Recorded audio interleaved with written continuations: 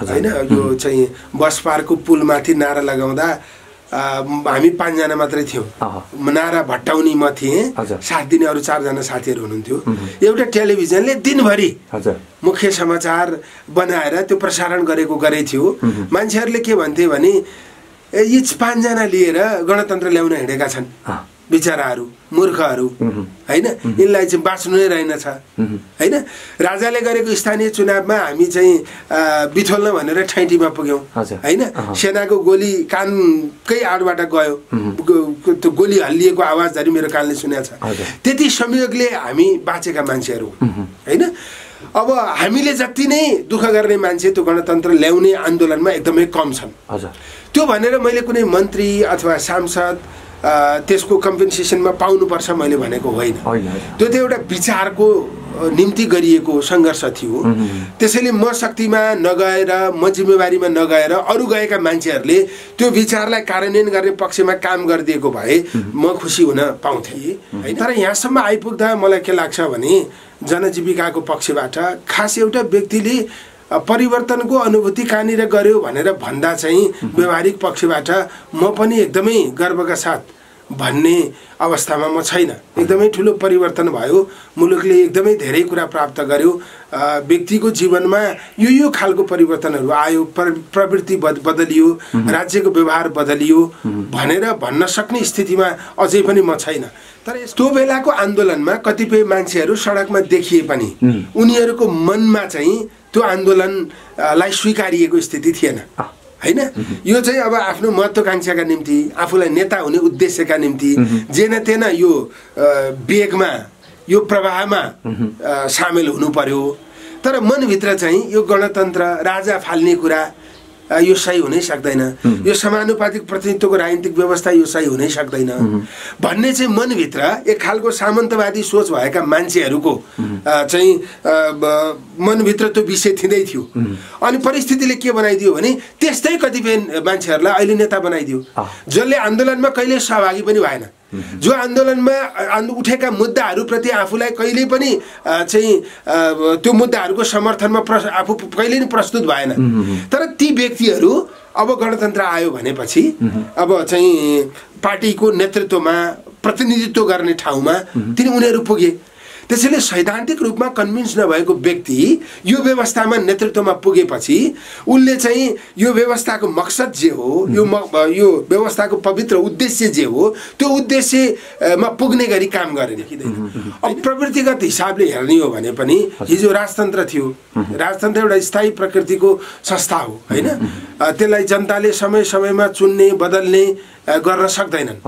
तर आज चाहिँ कस्तो छ भने त्यसरी नै स्थायी प्रकृतिको संस्था त छैन होला, तर राज्यको जिम्मेवार निकायमा गएका व्यक्तिहरूको प्रवृत्ति चाहिँ राजतन्त्रको भन्दा फरक हुन सकेन। त्यसैले आफू केन्द्रित निर्णयहरू गर्ने, आफ्नो शक्ति सञ्चय गर्न खोज्ने, शक्तिशाली भएर जनतालाई फेरि बसमा राख्ने कोसिस गर्ने, लोकतान्त्रिक मूल्य र मान्यतामाथि निरन्तर प्रहार गर्न खोज्ने। अब जनताको जनजीविकामा खासै त्यस्तो धेरै परिवर्तन ल्याउने गरी निर्णयहरू गर्न नसक्ने हो भने हिजोको व्यवस्थामा अन्तर के छ भनेर अहिलेका व्यवस्था विरोधीहरूले, संविधान विरोधीहरूले प्रश्न गरे भने हामीले पनि एकदमै चित्तबुझ्दो ढङ्गबाट उत्तर दिन सक्ने अवस्था छैन। यसको मतलब गणतन्त्र ठिक होइन मैले भन्न खोजेको होइन। राजनीतिक व्यवस्थाहरू मध्येमा जनताको अधिकतम सहभागिता हुने व्यवस्था नै यही हो। त्यसैले यो व्यवस्थालाई संस्थागत गर्नका निम्ति यहाँभित्र जति पनि विकृति समस्याहरू देखिएका छन् यसलाई चाहिँ हामीले निपटारा गर्न सक्नुपर्छ, सुधार गर्न सक्नुपर्छ।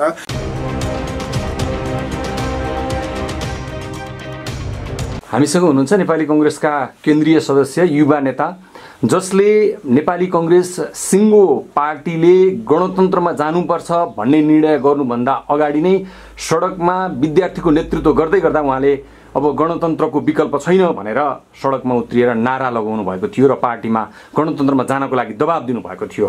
उनी नेतृत्वमा अहिले हुनुहुन्छ, नेपाली कांग्रेसको केन्द्रीय सदस्यमा हुनुहुन्छ प्रदीप पौडेल। हामी उहाँसँग गणतन्त्र आइसकेपछि के चिजमा परिवर्तन भए, उहाँले देखेको गणतन्त्र आउनुभन्दा अगाडि र गणतन्त्र आइसके पछाडिको भिन्नता के छ भन्ने सन्दर्भमा गहन छलफल गर्न गइराखेका छौँ। हजुरलाई स्वागत छ। हजुर धन्यवाद, नमस्कार। गणतन्त्र त ल्याउनु भयो तपाईँहरूले होइन, तर कस्तो पाउनुभयो? अब गणतन्त्र नेपालमा ल्याउने कुरा कुनै त्यो आन्दोलनको समयमा त्यति धेरै सजिलो सम्भव जस्तो मान्छेले ठान्दैनथे। थोरै मान्छेहरूले यसका बारेमा कुरा गर्ने अथवा हाम्रो पार्टीभित्र त यसको चाहिँ एकदमै स्वीकारोक्ति नै थिएन। अब एकदमै कठिन अवस्थामा हामीले यसको चर्चा सुरु गरेको हो। हामीले गणतन्त्रको बहस चाहिँ पार्टीभित्र निकै चलायौँ। राजतन्त्रको सान्दर्भिकता समाप्त भएको कुरा पनि हामीले निर्णय गरेर देशभरि बहसलाई अगाडि बढायौँ। त्यसले 62-63 सालको जनआन्दोलनमा एकदमै ठुलो ऊर्जा थपेको जस्तो मलाई लाग्छ। र त्यो बेलाको आन्दोलनको एउटा मुख्य सैद्धान्तिक पक्ष नै यही थियो। अब यो आन्दोलन सफल भयो। आन्दोलन पछि नेपालको राजनीतिमा धेरै उतार चढावहरू भए। संविधान सभाको निर्वाचन 2 पटकसम्म भयो। त्यो संविधान सभाको निर्वाचन पछि संविधान पनि बन्यो। त्यो बिचमा चाहिँ धेरै खालका चाहिँ अप्ठ्याराहरू देखिए। तर यहाँसम्म आइपुग्दा मलाई के लाग्छ भने जनजीविकाको पक्षबाट खास एउटा व्यक्तिले परिवर्तनको अनुभूति कहाँनिर गर्यो भनेर भन्दा चाहिँ व्यवहारिक पक्षबाट म पनि एकदमै गर्वका साथ भन्ने अवस्थामा म छैन। एकदमै ठुलो परिवर्तन भयो। मुलुकले एकदमै धेरै कुरा प्राप्त गर्यो। व्यक्तिको जीवनमा यो खालको परिवर्तनहरू आयो।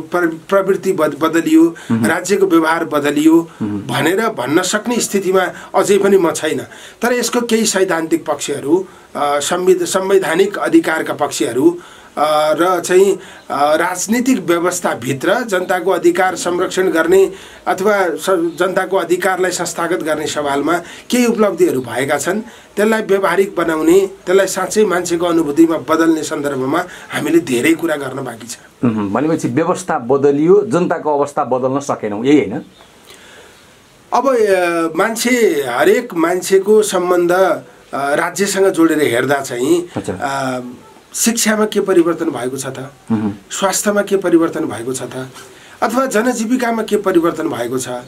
मुलुकले आर्थिक समृद्धि हासिल गर्ने सन्दर्भमा एकदमै उल्लेखनीय कुरा के प्राप्त गरेको छ? एकदमै व्यक्तिसँगको सम्बन्धलाई जोडेर हेर्दा चाहिँ हामीले एकदमै ठुलो परिवर्तन भएको देख्न सक्ने अवस्था छैन। निर्वाचन प्रणालीमा हामीले जस्तो खालको सुधार खोजेका थियौँ त्यो सुधार हामीले व्यवहारमा प्राप्त गर्ने स्थिति छैन। आज पनि पैसाकै चलखेल हुने, बाहुबलकै चलखेल हुने, नीति र सिद्धान्त बिनाको राजनीति नै बढी चाहिँ हावी हुने, आदर्श मूल्य मान्यतासँग राजनीतिको कुनै खालको सम्बन्ध नहुने जुन खालको परिस्थिति देखिएको छ, यसले चाहिँ मान्छेलाई के परिवर्तन भयो त भनेर तुलनात्मक हिसाबले हेर्दा चाहिँ त्यस्तो केही देखिँदैन। अब प्रवृत्तिगत हिसाबले हेर्ने हो भने पनि हिजो राजतन्त्र थियो। राजतन्त्र एउटा स्थायी प्रकृतिको संस्था हो, होइन? त्यसलाई जनताले समय समयमा चुन्ने, बदल्ने गर्न सक्दैनन्। तर आज चाहिँ कस्तो छ भने त्यसरी नै स्थायी प्रकृतिको संस्था त छैन होला, तर राज्यको जिम्मेवार निकायमा गएका व्यक्तिहरूको प्रवृत्ति चाहिँ राजतन्त्रको भन्दा फरक हुन सकेन। त्यसैले आफू केन्द्रित निर्णयहरू गर्ने, आफ्नो शक्ति सञ्चय गर्न खोज्ने, शक्तिशाली भएर जनतालाई फेरि बसमा राख्ने कोसिस गर्ने, लोकतान्त्रिक मूल्य र मान्यतामाथि निरन्तर प्रहार गर्न खोज्ने। अब जनताको जनजीविकामा खासै त्यस्तो धेरै परिवर्तन ल्याउने गरी निर्णयहरू गर्न नसक्ने हो भने हिजोको व्यवस्थामा अन्तर के छ भनेर अहिलेका व्यवस्था विरोधीहरूले, संविधान विरोधीहरूले प्रश्न गरे भने हामीले पनि एकदमै चित्तबुझ्दो ढङ्गबाट उत्तर दिन सक्ने अवस्था छैन। यसको मतलब गणतन्त्र ठिक होइन मैले भन्न खोजेको होइन। राजनीतिक व्यवस्थाहरूमध्येमा जनताको अधिकतम सहभागिता हुने व्यवस्था नै यही हो। त्यसैले यो व्यवस्थालाई संस्थागत गर्नका निम्ति यहाँभित्र जति पनि विकृति समस्याहरू देखिएका छन् यसलाई चाहिँ हामीले निपटारा गर्न सक्नुपर्छ, सुधार गर्न सक्नुपर्छ। सुधार गर्ने पक्षमा हामीले बहसलाई फेरि अगाडि लिएर जान जरुरी छ। त्यसैले यो गणतन्त्र आयो, सबै कुरा प्राप्ति भयो, सबै कुरा सुधार भयो, अब एकदमै परिवर्तन भयो भन्ने अवस्था चाहिँ बनेको छैन है। यहाँले सिङ्गो पार्टी नेतृत्वलाई गणतन्त्रमा जानुपर्छ भनेर कन्भिन्स गराउन सक्नुभयो गणतन्त्र पनि आयो, त्यति बेला तपाईँले सोच्नु भएको गणतन्त्र चाहिँ कस्तो थियो त? यो अहिले भए जस्तो थिएन भने कस्तो थियो यहाँको कल्पनाको गणतन्त्र? म त एउटा राजनीतिक व्यवस्थालाई मुलुकमा स्थिर बनाइराख्नका निम्ति अथवा लोकतान्त्रिक व्यवस्थालाई स्थिर बनाइराख्नका निम्ति राजतन्त्र बाधक भयो। हामीले चाहिँ हाम्रै जीवनकालमा पनि त्यो कुरा पटक पटक देख्यौँ। म 46 सालमै पनि सानै भए पनि आन्दोलनमा एकदमै धेरै लागेको मान्छे हो। अब त्योभन्दा पछिल्ला चरणहरूमा जनताको लोकतान्त्रिक अभ्यासमाथिको बाधक चाहिँ राजतन्त्र भयो। अब विशेष गरी अझ राजा वीरेन्द्रको वंशनाश भइसकेपछि राजतन्त्रका बारेमा नकारात्मक सन्देश अथवा राजतन्त्रको सान्दर्भिकताका बारेमा एउटा बहस गर्ने परिस्थिति निर्माण भयो। त्यसपछि राजा ज्ञानेन्द्रले टेक ओभर गरेपछि त्यो परिस्थितिलाई अझ बढी मलजल गर्ने स्थिति भयो। नेपालमा बेरोजगारीको एकदमै ठुलो समस्या थियो। नेपालमा विकास समृद्धिले चाहिँ जनतालाई त्यस्तो परिवर्तनको अनुभूति गराउन सकेको थिएन। एउटा केन्द्रीकृत शासन व्यवस्था एकदमै मौला झाँगिएको अवस्था थियो। अब नेपालको सबै ठाउँमा चाहिँ विद्यालय शिक्षाको पहुँच पुग्न सकेको थिएन, स्वास्थ्यको पहुँच पुग्न सकेको थिएन, यातायातको पहुँच पुग्न सकेको थिएन। गरिब विपन्न मजदुर चाहिँ भनौँ न दलित अल्पसङ्ख्यकहरू एकदमै गरिबीबाट चाहिँ गुज्रिएको स्थिति थियो। त्यसैले यो सबै कुरा चाहिँ एउटा परिवर्तनले चाहिँ अथवा यो सबै समस्यालाई समाधान गर्न सक्छ। त्यो के हो त भन्दा गणतन्त्र। यो राजतन्त्रले सामन्तवादलाई बोक्यो, सामन्तवादी राजनीतिक प्रवृत्तिलाई यसले मलजल गर्ने काम गर्यो। यसले केन्द्रीकृत शासन व्यवस्थालाई मलजल गर्ने काम गर्यो। राजनीतिमा यसले समानता स्थापित गर्न सकेन। सबै मान्छेको, सबै जातको, सबै धर्मको, सबै वर्गको, सबै समुदायको राज्यसँग पहुँच स्थापित गर्न सकेन।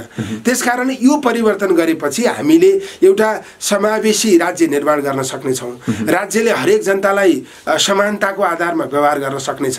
जनताले चाहिँ सही र गलत छुट्याउने मौका प्राप्त गर्नेछन्। गलत गर्नेहरूलाई दण्डित गर्न सक्नेछन्, सही गर्नेहरूलाई पुरस्कृत गर्न सक्नेछन्। राजनीतिमा असल मान्छेहरूको नेतृत्व स्थापित गर्न सकिन्छ। यी कारणले चाहिँ हामीले गणतन्त्रका निम्ति आवाज उठाएको। तर त्यो जस्तै सामन्तवादको प्रतीक राजतन्त्रलाई हामीले मानिन्थ्यो, तर त्यो सामन्तवादी प्रवृत्ति चाहिँ गणतन्त्रमा पनि त्यसरी नेतृत्व गर्नेहरू, राज्यको नेतृत्व गर्नेहरूमा त्यस्तो खालको त्यति बेला सामन्तवादी प्रविधि राज संस्थाको नेतृत्वमा थियो भने अहिले सामन्तवादी प्रविधि राजनीतिक दलको नेतृत्वमा आयो भन्न खोज्नु भएको थियो। अनि मतलब त्यो मैले प्रश्न भन्न सक्नुपर्छ, राजनीतिक दलको नेतृत्वमा सर्यो। राजनीतिक दलको नेतृत्व गरेर राज्यको नेतृत्व गर्ने मान्छेहरूले शक्तिमा गइसकेपछि व्यवहार चाहिँ म चाहिँ लोकतन्त्रका निम्ति सङ्घर्ष गरेको मान्छे हुँ, मैले जुन प्रवृत्तिको विरोध गरेर यहाँ आएँ त्यही प्रवृत्ति मैले देखाउनुहुन्न भन्ने लाग्दो रहेनछ। शक्तिमा गइसकेपछि मान्छेको स्वभावै त्यस्तो हुने हो कि त्यहाँ पुगेपछि मै हुँ, म बाहेक कोही छैन, मैले जे गरे पनि हुन्छ, मैले मेरा अनुचर र सेवकहरूलाई चाहिँ संरक्षण गर्नुपर्छ, राज्य शक्तिको दुरुपयोग गरेर आफू शक्तिशाली हुनुपर्छ, पैसाको शक्तिको बलमा चाहिँ राज्यको नेतृत्व गर्ने कोसिस गरिरहनुपर्छ भन्ने खालको प्रवृत्ति आज पनि देखियो। त्यसैले यो कुनै संवैधानिक व्यवस्था होइन। हिजो कतिपय कुराहरू संवैधानिक व्यवस्था थियो। राजतन्त्रलाई चाहिँ संविधानभन्दा माथि राखेको संविधान पनि हामीले बेहोरेको हो होइन। अब शाही शासन पनि हामीले बेहोरेको हो होइन। हिजो शाही आयोग बनाइन्थ्यो। शाही आयोग बनाएर के गरिन्थ्यो भने आफूलाई मन नपरेका नरुचाएका मान्छेहरूलाई भ्रष्टाचारको नाममा कारवाही गरिन्थ्यो। त हिजोको शाही आयोग र आजको अख्तियारमा के अन्तर छ त? साँच्चै गहिराईमा खोजेर हेर्दा चाहिँ शक्ति हुनेले नै चलाउने रहेछ होइन। हिजो चाहिँ इन्स्टिट्युसनहरूको विकास भएको थिएन, व्यक्तिले शासन गर्थ्यो। आज चाहिँ कुन इन्स्टिट्युसनको विकास भएको छ त? आज पनि शासन त व्यक्तिकै जस्तो देखिन्छ। संविधानमा हिजोभन्दा फरक कुरा लेखिएको छ, तर व्यवहारमा संविधानमा फरक लेख्दा लेख्दै पनि व्यवहार त फरक हुन सकेन होइन। आज चाहिँ न्यायालयमा राजनीतिक हस्तक्षेप भएको छ, तपाईँको चाहिँ संवैधानिक अङ्गहरूमा राजनीतिक हस्तक्षेप भएको छ, राज्यको सम्पत्ति सम्पूर्ण रूपमा दुरुपयोग भएको छ। आज पनि सीमा विवाद उस्तै छ, त्यसलाई चाहिँ एकदम सशक्त ढङ्गबाट प्रभावकारी ढङ्गबाट सुरक्षित गर्ने सवालहरू चाहिँ मजबुत ढङ्गले अगाडि जान सकेको छैन। त्यसैले हिजोका तमाम समस्याहरू जिउको त्यौँ रहिरहने हो भने चाहिँ त यस्तो परिवर्तनको त अनुभूति हुन सकेन। भनेपछि कि गणतन्त्रमाथि प्रश्नवाचक चिन्ह लागे हो अहिलेको अवस्थामा? मतलब गणतन्त्रमाथि प्रश्नवाचक चिन्ह लागेको होइन। गणतन्त्रको विकल्प त अरू केही हुनै सक्दैन होइन, किनभने गणतन्त्रको विकल्प खोज्नु त हामी हाम्रो शासन आफै गर्न सक्षम छैनौँ। हामीलाई कसैले चाहिँ शासन गर्नुपर्छ, हामीले कुनै एउटा शासक बनाउनुपर्छ होइन, त्यसलाई भगवान जस्तै मान्नुपर्छ, त्यो जन्मदै शासक बनेर आएको हुनुपर्छ होइन, त्यो चाहिँ प्रकृतिले भगवानले चाहिँ खटाइदिएको हुनुपर्छ कि यही मान्यता राख्ने हो भने गणतन्त्रको विकल्प खोज्ने एउटा विषय हुन सक्छ। होइन भने मतलब जनतालाई रुल गर्ने व्यक्ति जनताले नै निर्वाचित गर्ने होइन, त्यो शासन जनताको हुने गरी व्यवस्था चलाउने हो भने यसको विकल्प हुन सक्दैन। त्यो यसकारण मैले आज भनेको कि हाम्रो सङ्घर्ष सकिएको छैन। सामन्तवादी प्रवृत्तिका विरुद्ध हामी फेरि पनि लड्न जरुरी छ होइन। यहाँ यो लोकतन्त्रलाई सम्पूर्ण रूपमा संल्याउनका निम्ति यसका मूल्य र मान्यताहरूलाई संस्थागत गर्न पूर्ण गणतन्त्र आइसकेको छैन भनेर बुझ्दा हुन्छ। अब राजतन्त्र नहुनु गणतन्त्र हो भनेर मानियो भने नेपालमा गणतन्त्र आएको छ होइन। हामीले खोजेको गणतन्त्र लोकतान्त्रिक गणतन्त्र, शासकले आफूलाई जनताको सेवक ठान्ने होइन, जनताले गुण र दोषको आधारमा चाहिँ प्रतिनिधि चयन गर्न पाउने, राज्य संयन्त्रको दुरुपयोग गरेर कसैले पनि शक्तिशाली बन्न नखोज्ने होइन, पैसाको आधारमा मसलको आधारमा चाहिँ भनौँ न अन्य जनताको हित विपरीत कसैले पनि शासन सत्तालाई चलाउन नपाउने, शासन सत्तामा बसिरहन नपाउने स्थिति निर्माण गर्ने हो भने यो गणतन्त्रलाई सफा गर्न जरुरी छ। गणतन्त्रभित्र प्रशस्त फोहोर देखियो, गणतन्त्रभित्र फोहोर देखियो भनेर गणतन्त्र नै फाल्ने कुरा गर्नु हुँदैन, तर गणतन्त्रलाई सफा गर्न जरुरी छ। गणतन्त्रमा चाहिँ हिजकै शासन व्यवस्थाका केही अवगुणहरू प्रवेश गरेको स्थिति छ। त्यसैले चाहिँ अब यहाँ चाहिँ अब एकदम जनताले बुझ्ने तहबाट हेर्ने हो भने हिजोको राजतन्त्र र आजको राष्ट्रपति तन्त्रमा के अन्तर छ त? राष्ट्रपतिको हिँडाइ डुलाइ, राष्ट्रपतिको जीवनशैली, राष्ट्रपतिको बसाइ होइन, राष्ट्रपतिले आफूलाई शक्तिशाली ठान्ने प्रवृत्ति हिजोको राष्ट्र संस्थासँग तुलना गर्ने हो भने के अन्तर छ त होइन। आज चाहिँ कार्यकारी प्रमुख प्रधानमन्त्रीको रूपमा हामीले चाहिँ प्राप्त गरेका छौँ होइन। अब चाहिँ यो कार्यकारी प्रमुख यो बन्ने पद्धति भनेको त जनताले निर्वाचित गर्ने हो नि। यो जनताले निर्वाचित गर्ने पद्धतिमा पनि तपाईको हिजोकै अवगुणहरू, हिजोकै शासन गर्ने शैली चाहिँ हस्तान्तरण हुन्छ। यथास्थितिमै हामी रमाइरहने स्थिति हो भने यसले चाहिँ परिवर्तनको अनुभूति गराउन सक्छ। यहाँले भने जस्तै गणतन्त्रमा भएका दूषित पक्ष फोहोरहरूलाई समयमै सफा नगर्ने र यत्तिकै छोड्ने हो भने त जनताले गणतन्त्रको विकल्प खोजी गर्ला नि त भोलि फेरि। मतलब विकल्प खोज्ने अधिकार त्यो जहिले पनि भइरहन्छ। मान्छेले परिवर्तन चाहन्छ होइन। अब मेरो विचारमा गणतन्त्रको विकल्प फेरि राजतन्त्र हुनै सक्दैन। गणतन्त्रको विकल्प कुनै पनि निरङ्कुश राजनीतिक व्यवस्था हुन सक्दैन। हामीले गणतन्त्रको मात्रै बहस गरेको होइन, हामीले लोकतान्त्रिक गणतन्त्रको बहस गरिरहेका छौँ। त्यसैले लोकतान्त्रिक गणतन्त्रको विकल्प जनवादी गणतन्त्र पनि हुन सक्दैन, राजतन्त्र पनि हुन सक्दैन, कुनै सैनिक शासन पनि हुन सक्दैन। त्यसैले जनताले प्राप्त गर्ने आफ्नो सहभागिताको अधिकतम लोकतान्त्रिक व्यवस्था यही नै हो हैन। यसमा चाहिँ संसदीय व्यवस्थालाई परिवर्तन गरेर अरू ढङ्गको ल्याउन सकिन्छ, ल्याउनुपर्छ भनेर बहस गर्ने एउटा विषय हुन सक्छ। तर गणतन्त्र नै उल्ट्याउने विषय चाहिँ स्वाभाविक हुन सक्दैन। हामी संसदीय व्यवस्थामा विश्वास गर्छौँ, हामी गणतन्त्रभित्र पनि संसदीय व्यवस्था हुनुपर्छ भनेर भन्छौँ। कसैले गणतन्त्रभित्र संसदीय व्यवस्था होइन, प्रत्यक्ष कार्यकारी राष्ट्रपतीय व्यवस्था हुनुपर्छ भन्लान्, कसैले प्रधानमन्त्रीय व्यवस्था हुनुपर्छ भनेर भन्लान्। यी जेसुकै व्यवस्था पनि जनताले चाहिँ आफ्नो प्रतिनिधि चयन गर्ने व्यवस्था हो। त्यसैले यो आफ्नो प्रतिनिधि चयन गर्ने व्यवस्थाको विकल्प चाहिँ अर्को कुनै निरङ्कुश गणतन्त्र अथवा अर्को कुनै राजतन्त्र हुन सक्दैन। त्यसैले मैले अघि नै पनि भने जस्तो अहिले यो समानुपातिक प्रतिनिधित्वको राजनीतिक व्यवस्था छ। यसले के गर्यो भने त्यो समानुपातिक प्रतिनिधित्वको राजनीतिक व्यवस्था गलत होइन हैन। संसदमा सबै जातिको प्रतिनिधित्व हुने, सबै समुदायको प्रतिनिधित्व हुने कुरा एकदमै राम्रो हो। तर त्यो प्रतिनिधित्व जनताले होइन, दलको नेताले गराइदियो। जसको समुदायसँग कुनै सम्बन्धै छैन, त्यो मान्छेको थर मिल्ने भएकोले दलको नेताले आफूप्रति उत्तरदायी मान्छेलाई समानुपातिको प्रतिनिधित्व गराएर राखिदियो। अब गरिबको प्रतिनिधित्व गराउने, विपन्न दलित समुदायको प्रतिनिधित्व गराउनु पर्ने ठाउँमा जातीय हिसाबले दलित त हो, तर ऊ पैसाको आधारमा प्रतिनिधित्व गर्न पाउने, पहुँचको आधारमा प्रतिनिधित्व गर्न पाउने स्थिति भयो। त्यसैले यो व्यवस्था सही हो, तर यसको प्रयोग चाहिँ गलत ढङ्गले भयो।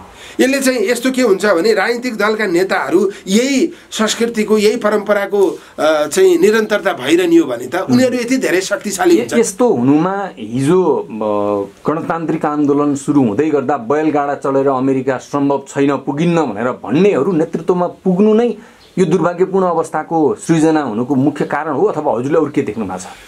त्यो बेलाको आन्दोलनमा कतिपय मान्छेहरू सडकमा देखिए पनि उनीहरूको मनमा चाहिँ त्यो आन्दोलनलाई स्वीकारिएको स्थिति थिएन, हैन?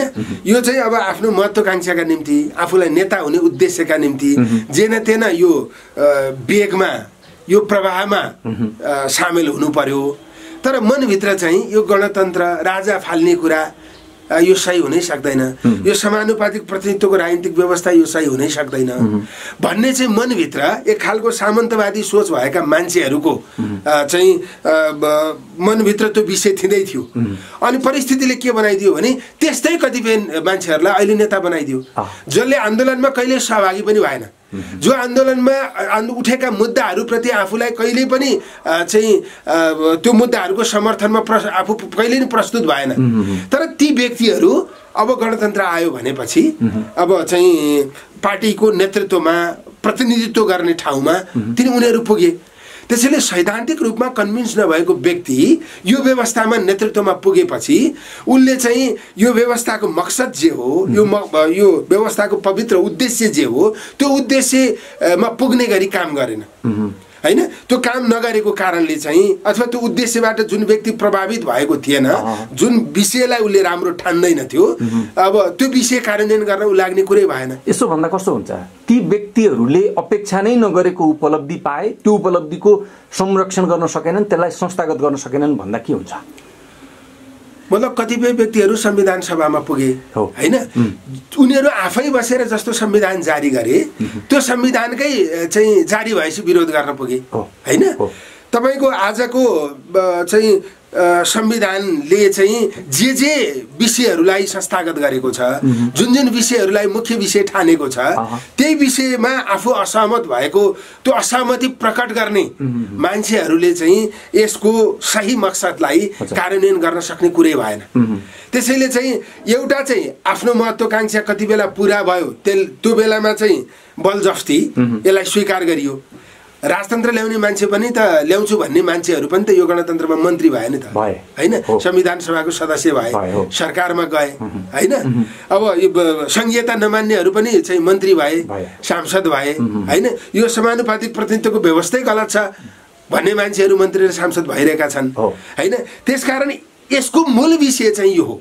यो मूल विषयलाई नमान्ने मान्छेहरू नेतृत्वमा गइसकेपछि यसको चाहिँ सकारात्मक पक्ष कार्यान्वयनको चाहिँ गति तीव्र हुन नसक्ने कुरा स्वाभाविक छ, हैन? त्यसकारणले चाहिँ यो बलजफ्ती यसलाई स्वीकार्नु पर्ने स्थितिमा पुगेका मान्छेहरूबाट यसको प्रभावकारी कार्यान्वयन नहुने परिस्थिति एउटा हो। दोस्रो कुरा चाहिँ मनोवैज्ञानिक पक्षबाट चाहिँ हाम्रो समाजको प्रभाव हो अथवा चाहिँ हाम्रो परम्परागत सोचको प्रभाव हो। जतिसुकै क्रान्तिकारी मान्छेले पनि सत्तामा गएपछि फेरि त्यो यथास्थितिवादी प्रवृत्ति चाहिँ पुनरावृत्ति गर्ने जुन खालको संस्कृति देखिएको छ त्यसले चाहिँ परिवर्तनलाई गतिशील बनाउन सकेन। त्यसैले परिवर्तनलाई गतिशील बनाउनका निम्ति यही दस्तावेज कार्यान्वयन गर्नुपर्छ, यही संविधान कार्यान्वयन गर्नुपर्छ। तर यसको सैद्धान्तिक जे उपलब्धि भएको छ त्यसलाई व्यवहारिकीकरण गर्न जरुरी छ। व्यवहारिकीकरण नगर्ने भने मान्छेले परिवर्तनको अनुभूति गर्न सक्दैन। त्यसैले यसको व्यवहारिकीकरण गर्ने भनेको प्रवृत्तिमा परिवर्तन गर्ने, राज्य सञ्चालन जनताको चाहना अनुसार गर्ने, राज्य शक्तिमा जनताले चुनेको मान्छे मात्रै पुग्ने, पैसाको शक्तिको आडमा चाहिँ यो राजनीतिक नेतृत्व लिने प्रवृत्ति अन्त्य हुनुपर्ने र समावेशी समानुपातिक प्रतिनिधित्व चाहिँ सही समुदायबाट गराउने परिस्थिति चाहिँ हामीले गराउन सक्नुपर्छ। प्रदीप पौडेललाई कतिपयले चिन्लान् नचिन्लान्, हैन? त हामीले देख्दा के देख्छौँ भने गणतन्त्रको बिउ रोप्ने मान्छे, गणतन्त्रको जग हाल्ने मान्छे प्रदीप पौडेल।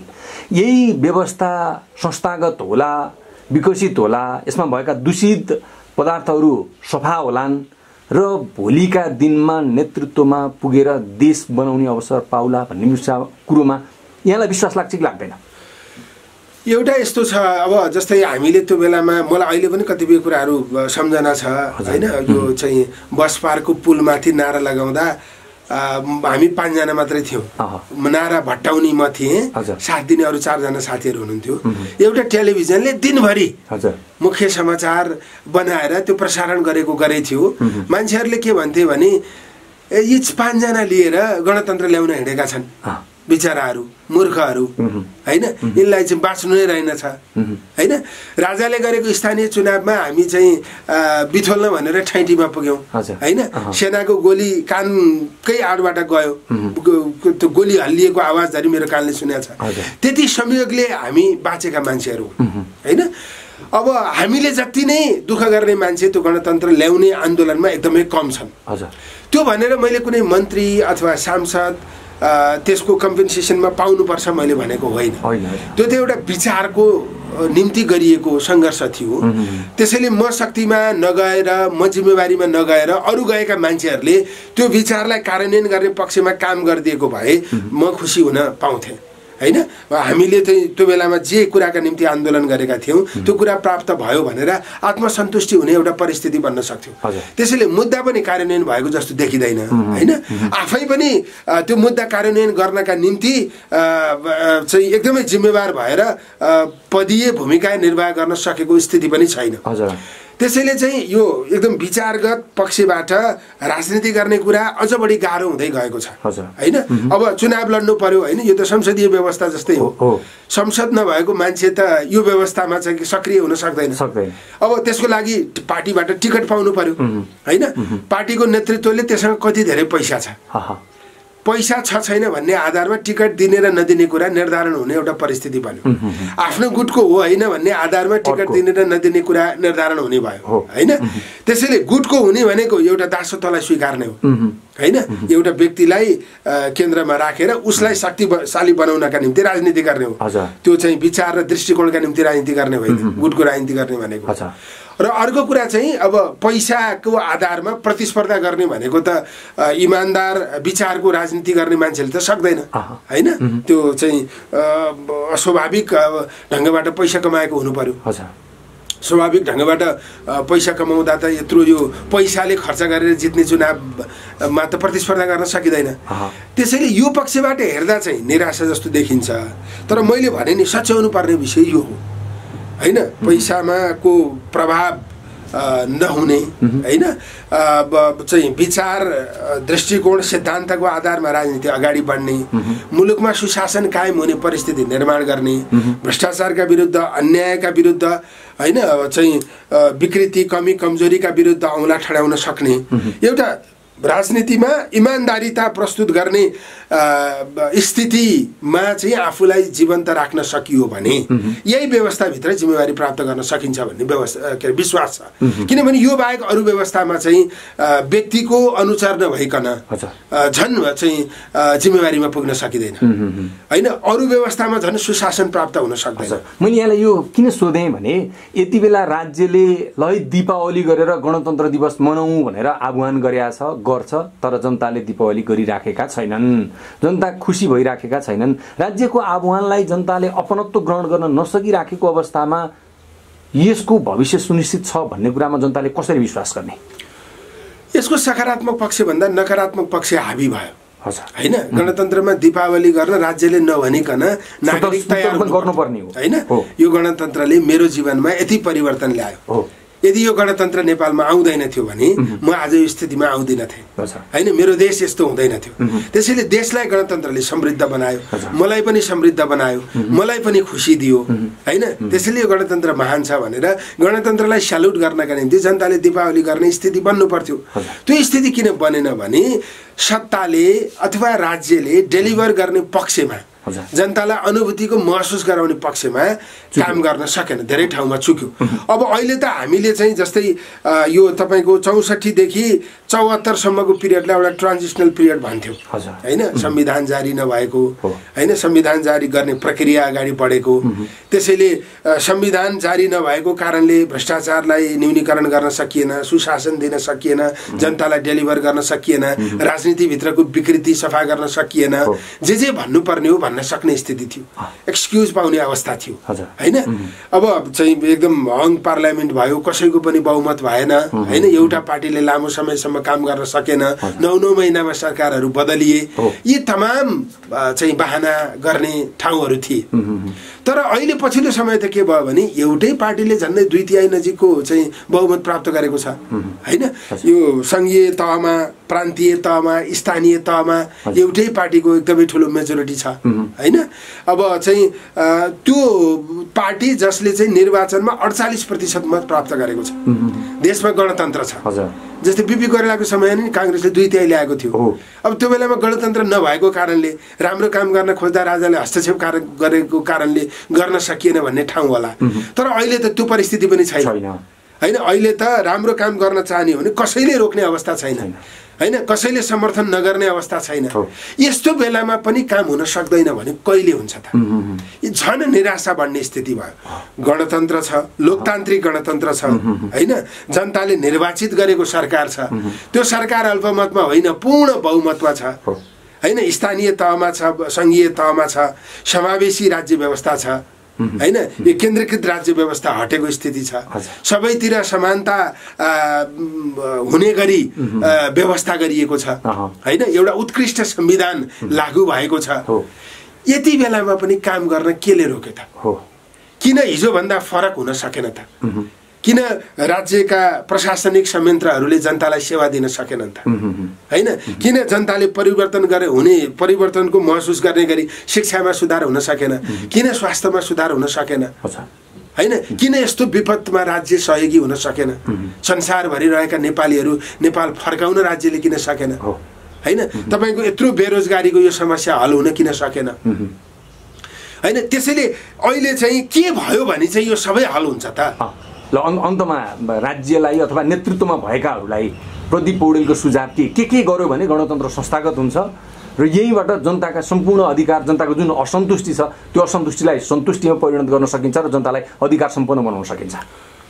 मतलब अहिलेको नेतृत्व जस्तै सरकारमा भएका चाहिँ नेताहरू पनि एकदमै सङ्घर्षबाट आउनुभएको, प्रधानमन्त्री नै 14 वर्ष जेल बस्नुभएको हैन।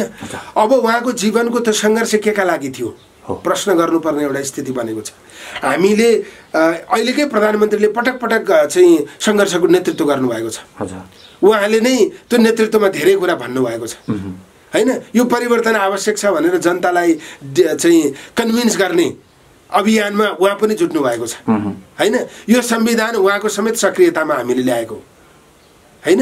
त्यसकारणले चाहिँ सबै कुरा तपाईले भने अनुसार हुँदा पनि तपाईले नै जनतालाई चाहिँ हाम्रो पार्टीलाई बहुमत दिनुस् हैन, हामी तपाईलाई चाहिँ समृद्धि दिन्छौँ तपाईले नै भन्नुभएको। त्यसैले जनताले तपाईहरुलाई दिनुपर्ने, नेतृत्वलाई दिनुपर्ने सबै कुरा दिए। तर सबै कुरा पाएर पनि जनतालाई दिने कुरामा तपाईहरु किन चुक्नु भयो? यो गणतन्त्र दिवसमा शुभकामना दिन सकिन्छ, तर जनताले शुभकामना ग्रहण गर्न सक्ने स्थितिमा छैन। प्रधानमन्त्रीले शुभकामना दिइरहँदा जनताले त्यो शुभकामनालाई एउटा गफका रूपमा, यो औपचारिक रूपमा दिने कुरा हो हैन, यो चाहिँ खासै यसले मलाई केही फरक पर्दैन, मलाई यो भने अनुसार केही पनि भएको छैन भनेर जनताले प्रधानमन्त्रीको शुभकामनालाई हेरेको दृष्टिकोणले हेरिरहेको छ। त्यसैले यो यस्तो भइरहँदा चाहिँ नेतृत्वलाई म कहाँ चुके भनेर आफै सोच्नुपर्ने स्थिति खडा भएको छ। त्यसैले यो अवस्थामा शक्तिका हिसाबले, सामर्थ्यताको हिसाबले, जनताको समर्थनको हिसाबले नेतृत्वले सबै कुरा प्राप्त गरेको छ, तर काम गर्ने कार्यशैलीको पक्षबाट नेतृत्व चुकेको छ। त्यसैले अझ अहिले यो बेलामा त यो त विपदको बेला हो। विपदको बेलामा चाहिँ यो सरकार, यो प्रधानमन्त्री हाम्रो अभिभावक हो। उहाँहरूले आफ्नो चाहिँ भूमिकालाई अब अभिभावकीय भूमिकालाई प्रभावकारी ढङ्गले अगाडि लान सक्नु भएको छैन। लोकप्रिय बनाउने, गणतन्त्रलाई संस्थागत गर्ने, गणतन्त्रको विकल्प खोज्न नपर्ने स्थिति निर्माण गर्ने हो भने कार्यशैली बदल्न जरुरी छ, प्रवृत्ति बदल्न जरुरी छ, प्रशासनिक संरचनाहरूलाई बदल्न जरुरी छ, सुशासन दिन जरुरी छ। नेपालमा प्रशस्त सम्भावनाहरू छ, त्यो सम्भावनाको उपयोग गर्ने चाहिँ विधि अनुसार सरकारले योजनाहरू ल्याउनु जरुरी छ। त्यसैले यो सबै पक्षमा काम हुन सकेन भने नेतृत्व त असफल भयो, शासन व्यवस्थाकै विकल्प खोज्ने एउटा स्थिति चाहिँ बन्न सक्छ। त्यसैले त्यत्रो सङ्घर्ष गरेर हामीले प्राप्त गरेको यो सैद्धान्तिक डकुमेन्टलाई सुरक्षित गर्नका निम्ति व्यवहारिक पक्षबाट परिवर्तनको अनुभूति हुने स्थिति नेतृत्वले, राजनीतिक पार्टीहरूले, सरकारले निर्माण गर्न सक्नुपर्छ। ल अब अन्तमा नेपाली कङ्ग्रेसका युवा नेता गणतन्त्र ल्याउनुको लागि महत्त्वपूर्ण भूमिका खेल्नु भएको तपाईँको भविष्यप्रति जनताले आशा राखेका छन्। प्रदीप पौडेल, गगन थापा लगायतका नेताहरू जब नेतृत्वमा पुग्छन् तब चाहिँ देश बन्छ है, केही गर्छन् है यिनीहरूले भनेर आश गरेका छन्। गणतन्त्र दिवसको सन्दर्भमा आम नेपाली नागरिकलाई तपाईँले दिने सन्देश चाहिँ के हो त? आज गणतन्त्र दिवस पनि हो र अहिले विपदको बेलामा यो गणतन्त्र दिवसका बारेमा हामीले चर्चा गरिरहेका छौँ। त्यसैले यो विपदको नेतृत्व गर्दै गर्दा सरकारले हामीलाई सुरक्षित बनाउन सकिरहेको छैन। पहिलो कुरा त हामीलाई सुरक्षित गर्ने गरी सरकारले काम कारबाहीहरू अगाडि बढाओस्, त्यो कुरा हाम्रो चाहना हामी व्यक्त गर्न चाहन्छौँ। दोस्रो कुरा चाहिँ दीर्घकालीन मुद्दाहरूको सवालमा चाहिँ हामीले देशलाई परिवर्तन गर्न नसक्ने होइन, सक्छौँ। हामीले यो मुलुक बनाउन नसक्ने होइन, सक्छौँ। यही व्यवस्थाभित्र त्यो सम्भव छ। तर मैले अघि नै पनि भने प्रशस्त फोहोरहरू थुप्रिएको छ, यसलाई सफा गर्न जरुरी छ। राजनीतिमा इमान्दारिता चाहिँ सफा गर्न जनताको भूमिका के हुन्छ? होइन, जनताको भूमिका चाहिँ जनताले चाहिँ नेतृत्वमा गएको मान्छेहरूलाई सही ढङ्गबाट पहिचान गर्न सक्नुपर्छ। को इमान्दार छ, को सिद्धान्तनिष्ठ छ, कसको कार्ययोजना चाहिँ जनमुखी छ, होइन। जनताको तहबाट चाहिँ यो विषयलाई चाहिँ राम्ररी इभ्यालुएट गरिएको हुनुपर्छ, मूल्याङ्कन गरिएको हुनुपर्छ। कुनै पनि राम्रो व्यक्ति, असल व्यक्ति, योग्य व्यक्ति जनताले चाहिँ छनौट गर्ने विधि प्रक्रियामा प्रतिस्पर्धा गर्दै गर्दा जनताको प्रतिनिधि हुन बाट विमुख हुने स्थिति हुनुहुँदैन। त्यसैले जनताले एक भोट हालिदिने हो, जसलाई हालिदिने हालिदिउन भनेर सामान्य ढङ्गले लिनु हुँदैन। जनता नै पनि नेतृत्वलाई करेक्सन गर्नका निम्ति त्यति नै सचेत हुनुपर्छ। र अबको राजनीतिको प्रतिस्पर्धा चाहिँ परम्परागत विषयका आधारमा होइन, राजनीतिक वादहरूका आधारमा होइन। अहिलेको तत्कालीन हाम्रो समस्यालाई समाधान गर्ने योजनामा आधारित हुनुपर्छ, होइन। मैले चाहिँ किन प्रतिनिधित्व गर्न खोजेको, होइन, मैले यो देशलाई कहाँ लिएर जान खोजेको, अहिलेका तमाम समस्याहरूलाई हल गर्ने मेरा विधिहरू के हुन्, मैले मुलुकलाई समाधान सुशासन दिन सक्ने मेरो योजना के हो, मैले विकृतिहरूलाई पनि औल्याउन सक्नु पर्यो, विकृति औल्याएर मात्रै भएन, समाधान पनि दिन सक्नु पर्यो। त्यसैले म हुँदा यी सबै विषयहरू यसरी समाधानमा पुग्न सक्छन् भनेर आफ्नो फेरिस्त प्रस्तुत गर्न सक्ने हुनु पर्यो। त्यसैले जनताले आफ्ना सबै सवालहरूको जवाफ चाहिँ नेतृत्वसँग खोज्ने परिस्थिति निर्माण हुनुपर्छ। अनि सबै प्रश्नहरूको जवाफ दिन सक्ने नेतृत्व चाहिँ जिम्मेवारीमा पुग्ने अवस्था हुनुपर्छ। त्यसैले हामीसँग जनता सचेत हुँदा प्रतिनिधित्वको व्यवस्था सुरक्षित छ। त्यो प्रतिनिधित्व गर्ने व्यक्ति चाहिँ योग्य छ या छैन भन्ने कुराको छनौट गर्ने सवालमा जनता पनि चुकेको अवस्था छ। राजनीतिक नेतृत्व त धेरै ठाउँमा चुकेको छ, पार्टी पनि चुकेको छ। नेपाली कङ्ग्रेसै भित्र पनि थुप्रै समस्याहरू छन्, थुप्रै कमी कमजोरीहरू छन्। त्यो सुधार गर्ने कुरामा मैले आँट गर्न सक्नुपर्छ, मैले नेतृत्वलाई औँला ठडाउन सक्नुपर्छ, गलत कामलाई मैले गलत भन्न सक्नुपर्छ। मेरा लागि नेपाल ठुलो हो, नेपाली जनता ठुलो हुन्, नेतृत्व ठुलो होइन, होइन। त्यसैले राम्रो काम मेरो नेतृत्वले गरेको छ, मैले उसलाई सहयोग गर्नुपर्छ। राम्रो काम गरेको छैन, मेरो नम्बर घट्छ भनेर मैले उसलाई समर्थन गर्नु हुँदैन। त्यसैले चाहिँ एकदमै खबरदारी सँगसँगै जिम्मेवार भएर अगाडि जाने परिस्थिति हामीले बनाउनुपर्छ। र आजका मुद्दाहरू के हुन्, ती मुद्दालाई प्राथमिकतामा राखेर हामीले समग्र मुलुकको समाधान दिने गरी अगाडि बढ्न सकिन्छ। अझै पनि आशावादी निष्कर्षमा पुगौँ। जनताको खबरदारीको खाँचो छ, राजनीतिक नेतृत्वको जिम्मेवारी र जवाबदेहिता, यी चिजहरू भए भने गणतन्त्र संस्थागत हुन्छ।